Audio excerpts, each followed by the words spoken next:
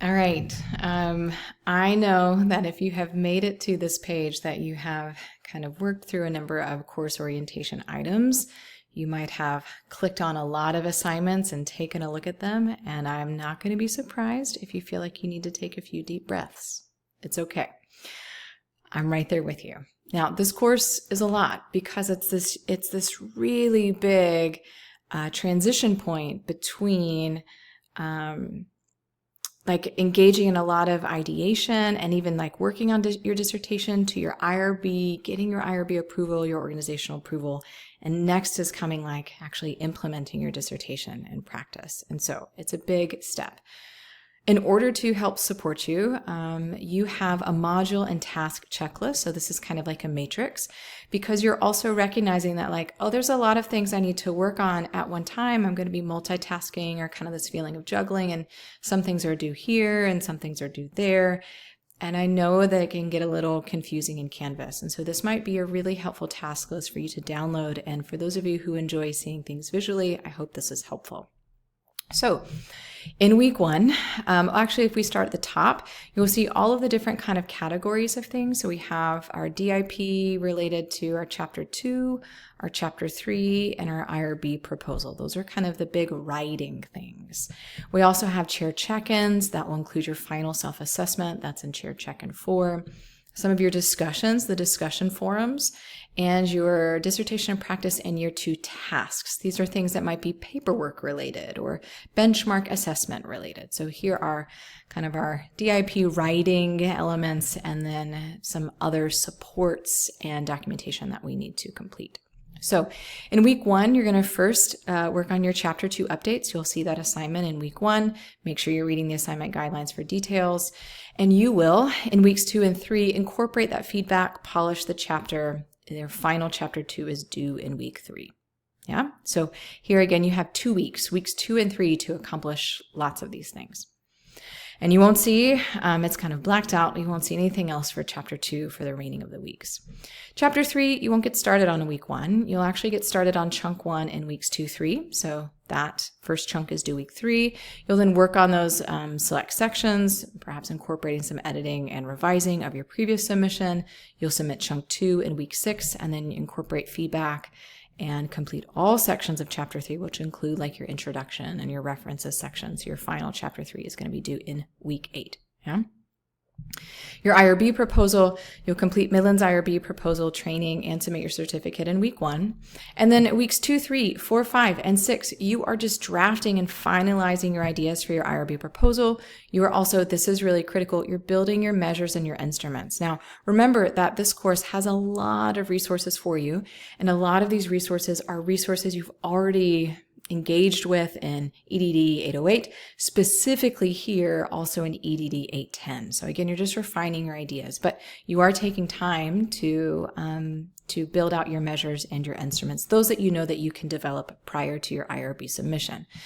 You will actually submit your IRB proposal in week 7. So your IRB proposal form document, you can have open and be working on it through all these weeks, right? Just because the assignment lives in week 7 does not mean that the first time you open your IRB proposal is week 7. That's why this is how this course is different. You'll need to actually take a look at what your IRB proposal form, the template, the guidebook for you, and be working on it through weeks 2, 3, 4, 5, and week 6. Yeah? Now, depending on how quickly the IRB gets back to you, in week 8, you might have IRB revisions. They might not get back to you until like kind of after EDD 813, and you're working on IRB revisions during EDD 814. That is okay. You might also get the approval that you don't even have any IRB revisions, and so also great. But week 8 is kind of all just depends on what your IRB proposal submission actually looks like. Yeah?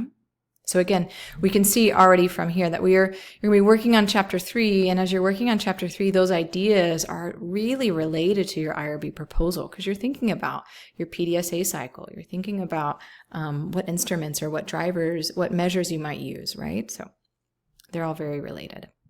For your chair check-ins and final self-assessment, during week 1, you'll just schedule out your chair check-ins. So you have access to your chairs, however they want to schedule those with you. So go ahead and schedule them out. During weeks 2, 3, you will meet for a chair check-in 1. So anytime, it could be week 2 or week 3. Just meet once sometime during weeks 2, 3. Same thing for weeks 4, 5. Same thing for weeks 6 and 7. So again, that assignment there, I know we don't group weeks 6 and 7 as together, they're separate, but just make sure that you meet at some point either in week 6 or week 7. For week 8, meet for a final check-in. 4, that's an optional call, and that might be a call that you choose to schedule with your chair chooses to schedule with you, or maybe both decide that it's unnecessary, but you will submit your final assessment in that chair check-in assignment, and that's where your final assessment document lies for you to download, where it lives, for you to download and review. And I'm pretty sure in your chair check-in 1, your chair will ask you, have you looked at the final self-assessment? What are some of your goals for how you want to progress through this course? For discussions, you've got a reflective touch point in week 1. Week 2, 3, you actually have 2 discussions. The first discussion is your peer feedback driver diagram.